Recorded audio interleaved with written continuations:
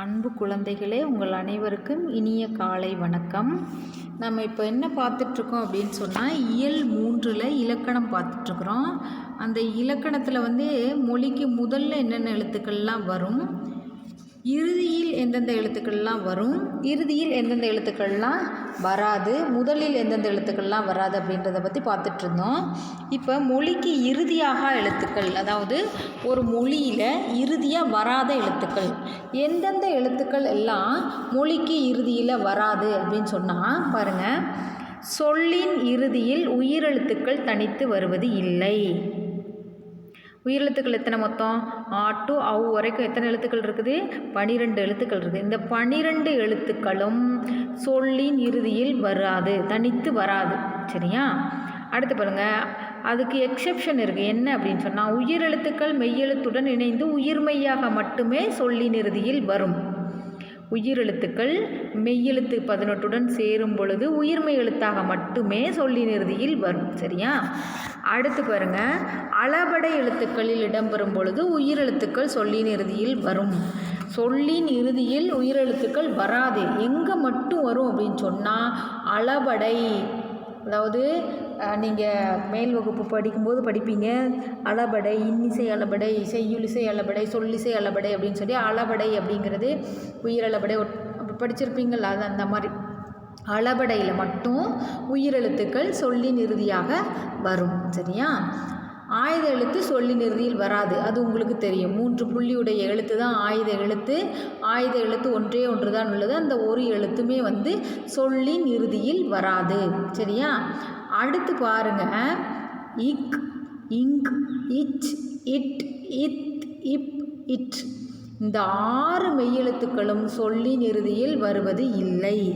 இந்த 6 மெய்யெழுத்தும் என்ன செய்யாது? சொல்லின் இறுதியில் வரவே வராது. நீ ஒரு ஒன்று எழுதும்போது கூட இந்த எழுத்துக்கள் சொல்லின் இறுதியில் வராது அப்படின்றது உனக்கு நல்லாவே தெரியணும். சரியா?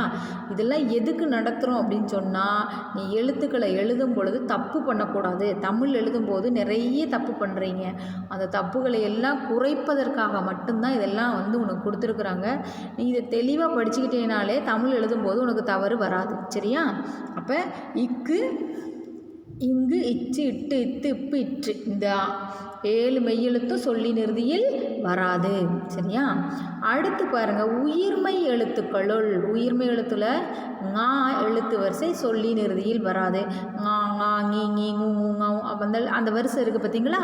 அந்த வரிசை மட்டும் சொல்லின் இறுதியில் வராது. மற்ற உயிர்மெய் எழுத்துக்கள் எல்லாம் சொல்லின் இறுதியில் வரும். அதுலேயும் சரியா?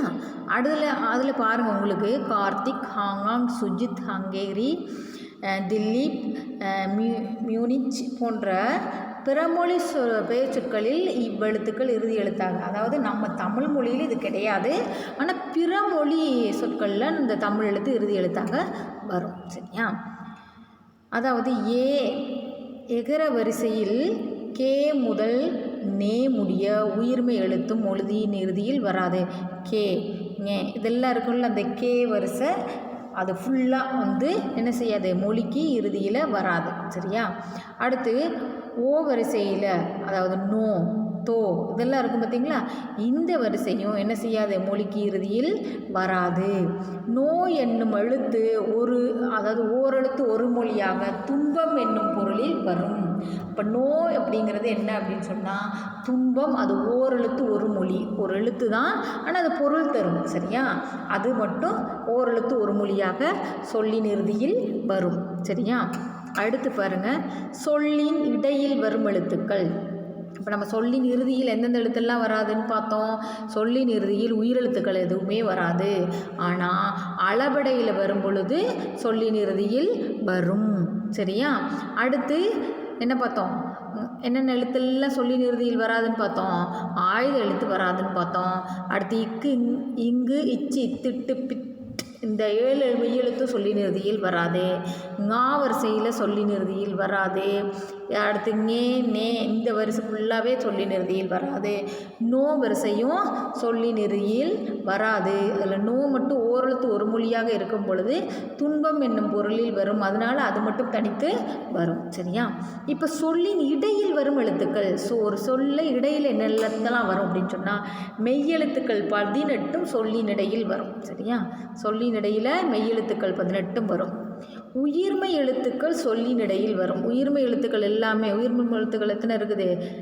216 எழுத்துக்கள் இருக்குது. அந்த 216 எழுத்துக்களும் சொல்லின் இடையில் வரும். ஆயுத எழுத்து சொல்லின் இடையில் மட்டுமே வரும். சரியா? அப்போ சொல்லின் இடையில் என்னென்ன எழுத்து வரும்? மெய்யெழுத்து வரும். மெய்யெழுத்து 18 வரும். உயிர்மை எழுத்து 216 வரும். ஆயுத எழுத்தும் வரும். சரியா? அளபடையில் மட்டுமே உயிரெழுத்துக்கள் சொல்லின் இடையில் வரும். அளபடையில் மட்டும்தான் சொல்லின் இடையில் வரும். சரியா? அளபடை பற்றி உயர் வகுப்புகளில் அறிந்து தான் சொன்னல. மேல் வகுப்பு போனீங்கன்னா என்ன செய்யலாம்? நீங்கள் அளபடை பற்றி தெரிந்து கொள்ள முடியும். சரியா? இப்போ சொல்லின் இடையில் வரும் எழுத்துக்கள் மெய்யெழுத்து வரும், உயிர்மெய் எழுத்து வரும், ஆயுத எழுத்து வரும். சரியா? இப்போ இன்றைக்கி உங்களுக்கு என்ன வீட்டு பாடம் அப்படின்னு சொன்னால் மொழியின் இறுதியாக எழுத்துக்கள். மொழியின் இறுதியாக எழுத்துக்கள்னால் என்ன மீனிங்கு அப்படின்னா மொழியின் இறுதியில் வராத எழுத்துக்கள்னு அர்த்தம். சரியா? இப்போ மொழியின் இறுதியாக எழுத்துக்கள் பற்றி விவரி. அப்போ இதெல்லாம் படித்து நீங்கள் எழுதணும். சரியா? அடுத்து சொல்லின் இடையில் வரும் எழுத்துக்கள் பற்றி விவரி அப்படின்னு இந்த 2 வினாக்களுக்கும் ஒரு விடையை எழுதி, அதாவது நீங்கள் பார்க்காம படிச்சுட்டு முதல்ல அண்டர்ஸ்டாண்ட் பண்ணிக்கோங்க. உங்களை நீங்கள் புரிய வச்சுக்கோங்க. அப்போனா தான் நீங்கள் நோட்டில் எழுதும்போது உங்களுக்கு என்ன செய்யாது? தப்பு வராது. நீங்கள் சும்மா மனப்பாடம் பண்ணி அதை அப்படியே எழுதுனீங்கன்னா அது உங்களுக்கு பயன்படாது. நீங்கள் படிக்கிறத ஒரு டைம் 2 டைம் என்ன பண்ணினோம், அது நமக்கு எந்த இடத்துல பயன்படுது அப்படின்ற அந்த பயன்பாட்டை அறிஞ்சுக்கிட்டு படித்து மனப்பாடம் பண்ணிவிட்டு அதனோட பயனை தெரிஞ்சுக்கிட்டு எழுதுங்க. சரியா? முட்டையாக மனப்பாடம் பண்ணி எழுதாதீங்க. சரியா? நன்றி, வணக்கம். இந்த 2 வினாக்களுக்குரிய விடையை மட்டும்